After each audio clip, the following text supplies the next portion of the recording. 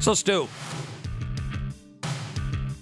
this Delta variant, when we have the vaccines, and even at the level that we're at right now of people that are getting the vaccine, how bad is this? It's more contagious. You know, what they said earlier, a few weeks ago, we talked about it. They're like, well, it's going to become the dominant variant in the United States. And that did happen. It's up over 80% of cases now.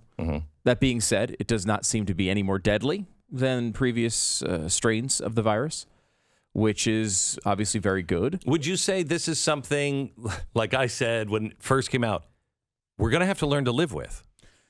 Yeah, I think we don't have to learn to live with it, I don't think. But I think that's probably the reality of the situation. If you look at what just happened in the UK, which looks like it is now past its peak. And this may have been what you were thinking in the intro, which is that the death rate compared to the two previous outbreaks is down about 93%. That's it.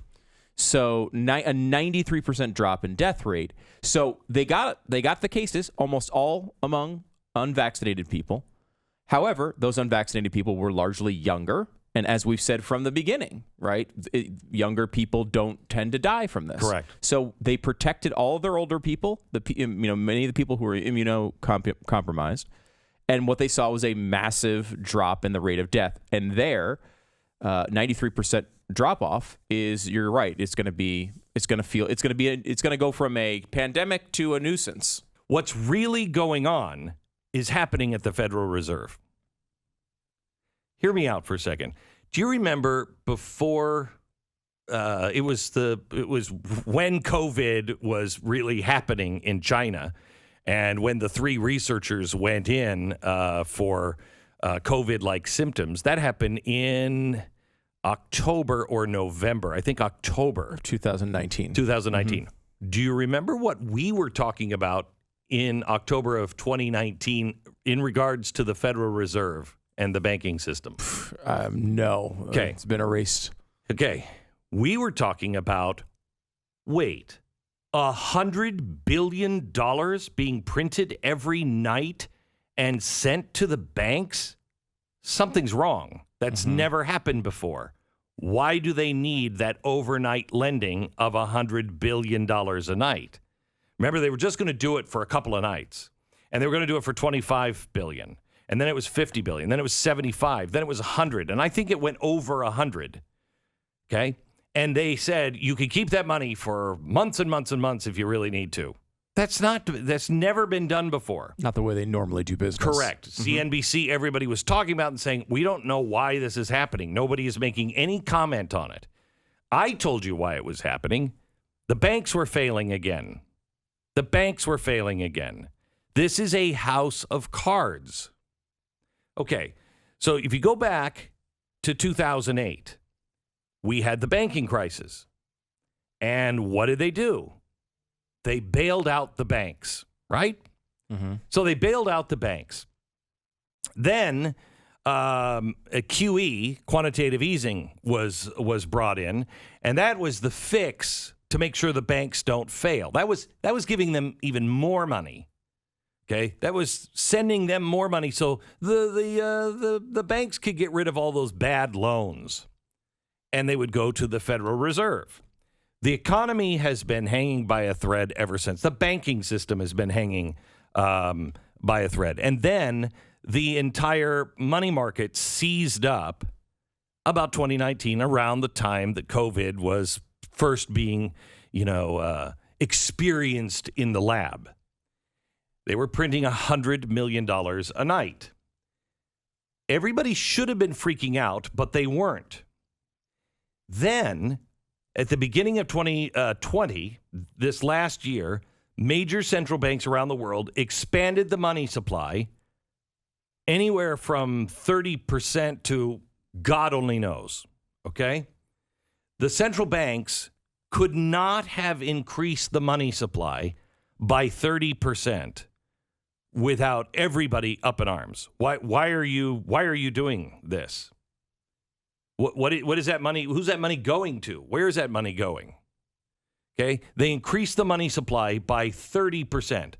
But instead of talking about that and bailing out the banks again, what are we talking about? We're talking about an unprecedented event. We are talking about the worst scourge ever known to man. Something that we have to keep arguing about. We are denying the science that normal people who get COVID now have an automatic vaccine in them. It's called the human body and the way it works. You have antibodies now because you've had it. We've always accepted that science, always. Now, we don't know. We don't know. For the first time, you probably don't have antibodies. No, research is showing that the antibodies are probably stronger than the vaccines. But if you want to get a vaccine, you can get a vaccine. We have the vaccine. Remember, it was, we have to do this until we flatten the curve. Then until summer. Then until we have a vaccine.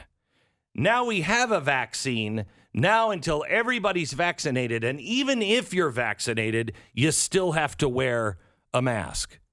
What the hell is this all about? I wonder if it isn't all about keeping us fighting and keeping us at each other's throats. Because that's what's happened. If you really wanted to solve this thing, you wouldn't be treating people the way you're treating them now. Look at what's going on. Look at how they're treating people. Look at they're calling them names and killers if you don't get a vaccine. Is that going to bring anybody in to have a vaccine?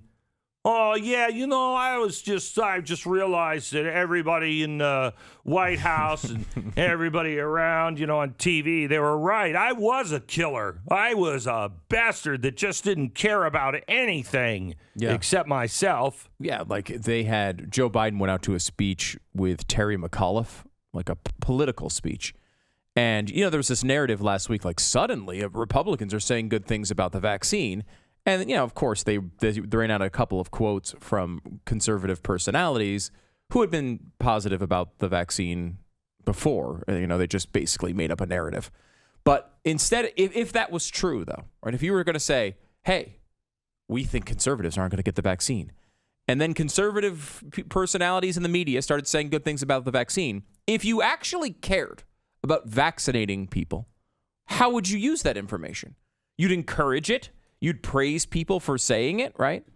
Instead, what he did is he went out at a political rally and mocked the Republicans who were saying it, saying, oh, I guess they had an altar call, a come to Jesus moment on this, and everyone laughed at the Republicans who were promoting the vaccine. Again, if you actually cared about getting these people vaccinated, why would you approach it that way? You wouldn't. They are not acting as if they care. And if you actually cared, you would be talking about the fact that it's Hispanics and the black community far more than the Republican Trump supporters that are not getting the vaccine. You would be doing everything you can to create some sort of trust between the African American community and the government. Instead, they're saying the government sucks. The government's after you. The government's going to, has been trying to kill you since before you were even born.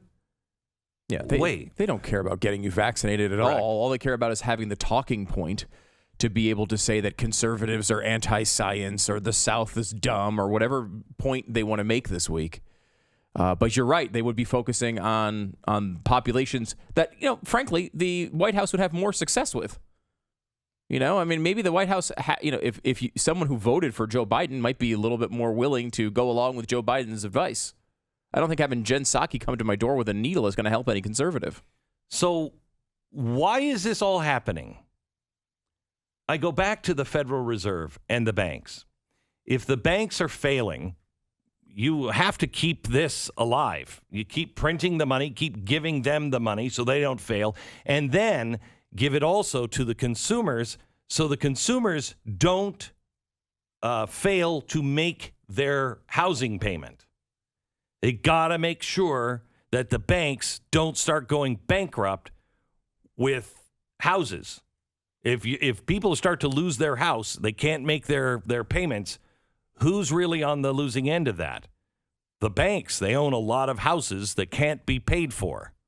So let's make sure the banks have enough money. Let's make sure that the banks are bailed out again, but we won't talk about bailing out the banks again because that would set people off. Instead, let's just keep arguing. Let's keep pitting people against each other while we make them into slaves. Just keep depending on us. Just keep looking to us. We'll fix everything.